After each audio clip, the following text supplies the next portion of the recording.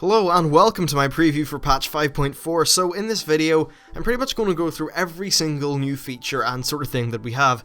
This should pretty much be your one-stop place to find out everything that you need to know for when the patch drops. So first of all, we have new content and stuff. There's the Timeless Isles, there's the Siege of Orgrimmar, Proving Grounds, the Legendary Quest, Connected Realms, and Flexible Raiding. I'm just going to give you a brief overview of everything and pretty much give you what you need to know. So first off, we have the Timeless Isle. This is an island located to the southeast of the Jade Forest. Now it differs from the usual daily hub sort of deal in that it doesn't actually involve daily quests at all. The isle's full of, well, it's got this currency called Timeless Isles, and the island itself is full of mobs and chests, a few quests, some secret things, and these all end up rewarding you coins and various items. So there's also numerous elite mobs. In fact, most of the mobs are elite, but they can be soloed and they net a pretty decent amount of timeless coins. As for chests, there's loads of different kinds of chests and they're all over the island. Some are repeatable, some are one-off, and they all have pretty nice rewards actually. It's very nice. It's cool.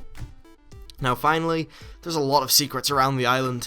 There's like pirate coves and albatrosses which you can ride to take you to various places and stuff like that. There's also 5 world bosses. 4 of them are based off the August Celestials, and they're not that hard to kill. And then there's one called Ordos, who is very hard to kill apparently, and it requires the legendary cloak to access him. So he should be pretty fun and actually net some very nice gear. Next up, there's the Celestial Tournament. This is also on the island, and it's essentially the Elite Four from Pokemon. Now in terms of rewards, there's 496 gear for alts, 535 gear for your main, mounts, pets, and more. Now a lot of this does take what could be called grinding, and that you do need to sort of, kill things to get the coins.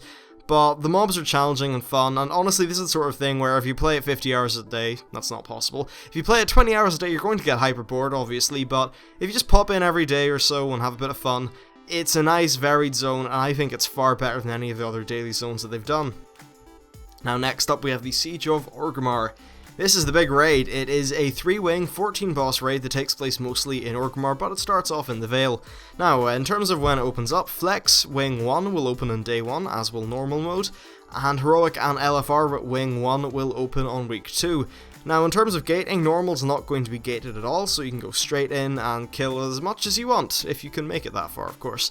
Now the raid is quite linear, but there are a few areas where you have freedom, so you can branch off, maybe skip a boss, stuff like that. In terms of item levels, LFR is 528, Flex is 540, Normal is 553, and Heroic is 556.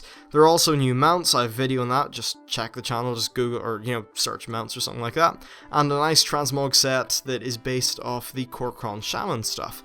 Overall looks very cool. Now you can also get Heirloom Items from Garrosh.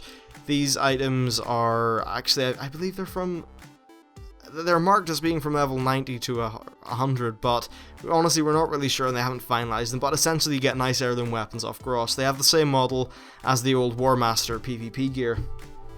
The next feature we have is the Proving Grounds. These are a set of challenges which are rated as being bronze, silver, gold, and endless that are designed to help players learn the role. So essentially if you're a tank, you have to protect a mob, a friendly NPC, by gathering up all the mobs and dealing with their mechanics. If you're DPS, you need to kill things quick enough, and if you're a healer, you just need to keep a mob alive. Now there's no rewards for this other than getting better skill, which is a good thing, and getting a good time on endless mode.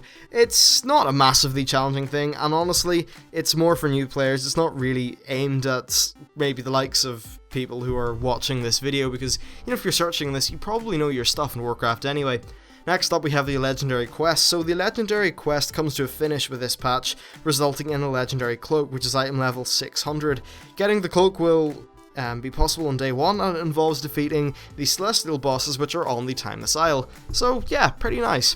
Now, as far as some other things, these are more systems. There's Connected Realms. Now this is a new feature which will connect low population realms together, and it's essentially a server-like merge, but it's not really. Players can still keep their names and stuff like that, but for all intents and purposes, everyone's playing the same server. It does this by adding an asterisk onto the name of anyone from another server. That way you can still have unique names and all that sort of thing. Now these realms, they share the same auction house, guilds, everything like that, just like they are one big realm. So they're going to be rolling this out after 5.4 on a little bit of a slower basis, just making sure it all works. But the end goal is that there are no ultra low population realms. And honestly, this is, if you look at what other MMOs have done, trying to do like server merges and stuff, this is such an elegant solution. It really is brilliant. Now finally we have flexible raiding. This is a new difficulty mode that allows for raids to scale from 8 to 25 players. It's a little bit easier than the current 10 normal, and it's designed to fill the niche that ICC 10 filled. So it's apparently going to still take some time for guilds who are, you know, who the content is like appropriate difficulty for to complete. So if you're like a heroic guild, you're going to blast through this. But if you're just like a casual friends and family guild or social guild, something like that, then you'll still get that feel of progression rating without having to put in the massive amounts of hours and effort. Now that said, you still need to learn mechanics, you still are expected to be communicating and have voice chat and all that stuff. So it's by no means a total Zergfest like LFR. Now, it's also a more puggable mode, and they say that after a few months it would be nice for there to be pugs for it. But, you know, since communication's needed, it'll take a few months until all the players sort of know the strategy. And that's really it. The whole patch boiled down into 5 minutes, or 6, something like that. It's looking like one of the best patches they've ever put out. There's so much content, everything's looking really good. Flexible raiding, I think, is a really elegant solution. I think Connected Realms is a really elegant solution.